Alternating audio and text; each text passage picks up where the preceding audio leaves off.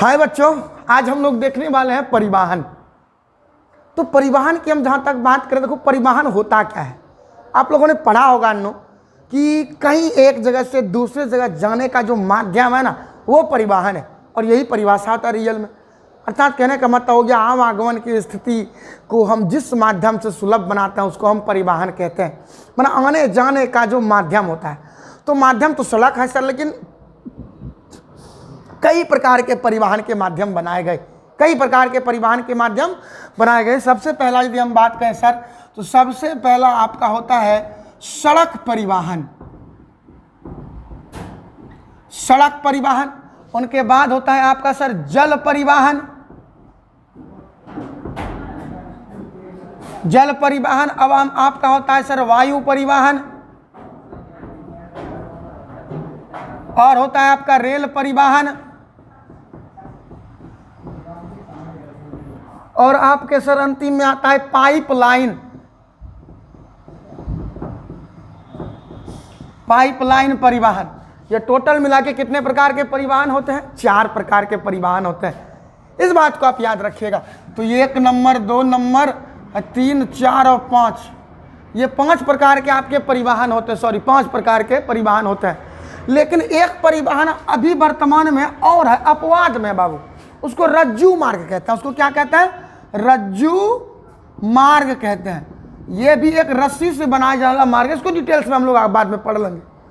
लेकिन सर परिवहन की बात करें तो वर्तमान में सर हमारे पास, हमारे देश में मूल रूप से व्यवस्थित किया हुआ सर 5 गो परिवहन के माध्यम है। तो आज सबसे पहला हम लोग सड़क परिवहन की बात करेंगे। किसकी बात करेंगे? सड़क परिवहन की। तो चलिए ध्यान दीजिए, इनको मिटा दें। तो याद रखिएगा कि सड़क परिवहन के अलावे जल परिवहन, वायु परिवहन, रेल परिवहन, पाइपलाइन परिवहन, लेकिन एक अतिरिक्त परिवहन भी होता है, हम उसको रज्जू मार्ग कहते हैं। उसको क्या कहते हैं? रज्जू मार्ग कहते हैं। ध्यान से समझने का प्रयास करिएगा। तो यदि हम इनको देखें तो इनके अतिरिक्त आपके जीवन में एक परिवहन के माध्यम और होते हैं। तो परिवहन की स्थिति की यहाँ देखें, सड़क परिवहन। तो सड़क परिवहन की स्थिति जहाँ तक आज की बात करें, आज तो बहुत मजबूत है। हमारे देश में कई प्रकार के सड़कों का निर्माण हो चुका है। लेकिन प्राचीन काल से लेकर अब तक सड़कों की स्थिति की यदि हम अध्ययन करें तो इसके संबंध में हमें कई प्रकार के समस्याओं से गुजरना पड़ा है। प्राचीन काल से लेकर अब तक में यदि हम बात करें प्राचीन काल में मौर्य हो या बौद्ध हो, मौर्य काल हो या गुप्त काल हो, किसी भी काल में व्यापार का माध्यम हर एक काल में था। वहाँ भी सड़क बनते थे। लेकिन वर्तमान समय की तरह सड़क नहीं बनते थे। स्थितियां क्या थी कि अभी के सड़क जो सुनियोजित सड़क बनते हैं, उस समय इतने सुंदर सड़क बनते नहीं थे। स्थिति ऐसी थी। तो बात अब समझिएगा सड़क परिवहन में। तो सड़क का शुरुआत इतिहास में कब से लेखा जोखा शुरू किया गया? तो आप लोग को तो याद होगा सर कि भारत देश में एक सड़क बनाया गया था जिसका नाम था जीटी रोड, अर्थात ग्रैंड ट्रैक रोड। इस जीटी रोड की जहाँ तक हम बात करें, आज नहीं बना था, ये बहुत पहले बना था। और इसको हम लोग सड़क ए आजम कहते हैं। सड़क ए आजम कहते हैं। याद रखिएगा, सड़क ए आजम भारत में मध्यकाल का बना हुआ प्रथम सड़क था। मध्यकाल का ये प्रथम प्रमाणित सड़क था। इस बात को याद रखना। मध्यकाल का अगला स्थिति क्या होता है? अब इस सड़क की यदि बात करें, निर्माण किसने कराया है ना? तो इस सड़क का निर्माण की जहां तक बात करें, इसका निर्माण आपका बिहार के ही शासक थे शेर शाह सूरी ने कराया था। किसने कराया था? शेर शाह सूरी ने। तो याद रखना, ये सड़क जो बनवाया गया था, इस सड़क को दिल्ली से, ठीक है, याद रखना, दिल्ली से नहीं, इस सड़क को जो है बंगाल से लेके पाकिस्तान तक बनाया गया था। अर्थात पेशावर से सोनार गांव तक। याद रखना, इस सड़क को जैसे हम एक तो आपको मैप के आधार पे बताना चाहें तो कुछ देखिएगा, हमारा वर्तमान में भारत कुछ इस तरह का है, ऐसे है वर्तमान में। लेकिन सर अब यदि हम पाकिस्तान और पेशावर की जहाँ तक बात करें तो सर आपका ये सोनार गांव यहाँ सर बांग्लादेश में, और पेशावर आप सभी जानते हैं पाकिस्तान में। तो शेर शाह सूरी ने ये सड़क बनाया था, इससे बनाया था। तो कहने का मतलब ये सड़क यहाँ से यहाँ तक जाती थी। ये सड़क यहाँ से यहाँ तक जाती थी, याद रखिएगा। लेकिन सर अभी हमारे देश में इतना लंबा कोई सड़क नहीं है। तो याद रखने का प्रयास करिएगा, शेर शाह सूरी का ये जो सड़क ए आजम था, ये जाता था सर सोनार गांव सोनारगांव से लेकर पेशावर तक, ठीक है। अब सोनारगांव से पेशावर तक, ये सोनारगांव जो है बांग्लादेश में है, बांग्लादेश में है, पेशावर आपका पाकिस्तान में, अर्थात समझ में आ गया होगा। तो इस तरह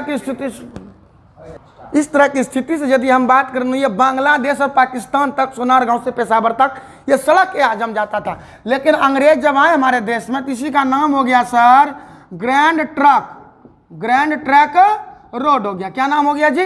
ग्रैंड ट्रक रोड। तो याद रखना इसका नाम क्या हो गया जी आपका सर? Grand truck road. इसका नाम पड़ गया ग्रैंड ट्रक रोड, अंग्रेजों ने कर दिया। और इसको हम जीटी रोड कहते हैं। इसको क्या कहते हैं जी? जीटी रोड कहते हैं। लेकिन जब हमारा देश आज़ाद हुआ, आज़ादी के बाद भारत देश में कई सड़क बने, तो ध्यान दीजिएगा। तो हम आपको कुछ सड़कों के नाम बताते हैं। जैसे समझिएगा NH1 और उसके बाद NH2 और उसके बाद NH3 और उसके बाद NH4 और उसके बाद NH5। 5 को सड़क का नाम बताते हैं। नाम याद रखिएगा कि सर ये दिल्ली से पाकिस्तान, ये है दिल्ली से पाकिस्तान या नहीं, तो क्योंकि पाकिस्तान तो हमारे देश में है नहीं, ये सर पंजाब तक जाता है। दिल्ली से कहाँ तक? पंजाब तक जाता है। इसको याद रखना। और ये जो है ये जाता है आपका सर दिल्ली से कोलकाता तक। कोलकाता, बात समझ जाइएगा, ठीक है। दिल्ली से कोलकाता तक जाता है। उनके बाद ये जाता है बाबू आगरा से मुंबई, आगरा से मुंबई तक। दीपा देखो हम, अब होता है ये मुंबई से चेन्नई तक जाता है। और उनके बाद ये जाता है सर पुनः चेन्नई से कोलकाता तक जाता है। तो ये टोटल हमारे देश में जो 4 गो सड़क है, ये भारत देश के लंबे सड़कों में से गिने जाते हैं। इससे भी लंबे सड़क है। एक तो जी के और याद रखिएगा, भारत का सबसे लंबा सड़क की यदि हम बात करें तो भारत का सबसे लंबा सड़क की जहाँ तक बात है तो भारत का सबसे लंबा सड़क जो था उसका नाम था NH44। NH44 ये कहाँ तक है जानते हो? ये सर जम्मू कश्मीर से कन्याकुमारी तक है। जम्मू कश्मीर से कहाँ तक है? कन्याकुमारी तक है। इस बात को याद रखना, जम्मू कश्मीर से कन्याकुमारी तक NH44, ठीक है। लेकिन अब ये सड़क ए आजम या ग्रैंड ट्रक रोड की बात करें हम तो अभी तुरंत आपको समझाए कि ये सड़क ए आजम दिल्ली से पाकिस्तान तक जाती है। अरे सॉरी मतलब बांग्लादेश से पाकिस्तान तक जाती है। लेकिन भारत देश में कौन कौन सो सड़क जो है इनको बनाती है? तो याद रखिएगा NH1 देखो हम कहाँ लिखे हैं, दिल्ली से पाकिस्तान। NH1 दिल्ली से अमृतसर तक जाना है ना जी, पंजाब तक, तो ये NH1 हो गया। और उसके बाद देखो NH2 दिल्ली से कोलकाता अर्थात NH2, अर्थात ग्रैंड ट्रक रोड को ही हम NH1 और इसको NH2 कहा गया था। इसको याद रखना, ग्रैंड ट्रक रोड को NH1, ग्रैंड ट्रक रोड को NH2 कहा गया। तो दोनों सड़क को मिला के आपको पूछेगा ग्रैंड ट्रक रोड किस सड़क को कहते हैं? NH1 और NH2 को। यहां तक कोई दिक्कत है? चलो बात अब हम आगे की ओर लेके चलते हैं, समझने का प्रयास करिएगा, है ना, यहां तक है। तो इस तरह की स्थिति से जो है हम यदि बात करें तो बात समझिएगा। देखिए यहाँ तक देख ले। अब होता है क्या हमारे देश में सड़क कितने प्रकार के हैं?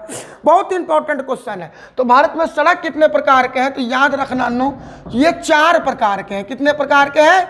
4 प्रकार के सड़क होते हैं मूल रूप से, ठीक है। हालांकि उसके बाद भी कई प्रकार के होते हैं, लेकिन हमारे देश में 4 प्रकार के सड़क होते हैं। पहले सड़क की यदि हम बात करें तो इस पहले सड़क को हम लोग कहते हैं भैया राष्ट्रीय राजमार्ग।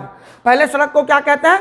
राष्ट्रीय राजमार्ग कहते हैं। इसको हम लोग राष्ट्रीय राजमार्ग कहते हैं, राष्ट्रीय राजमार्ग कहते हैं। इसको राज्य राजमार्ग कहते हैं और इसको हम लोग जिला मार्ग कहते हैं। चलो भैया जिला समझ जाना, मार्ग इधर हो गया। और इनको जो चौथे नंबर को कहते हैं इनको हम लोग ग्रामीण सड़क कहते हैं। इनको क्या कहते हैं जी?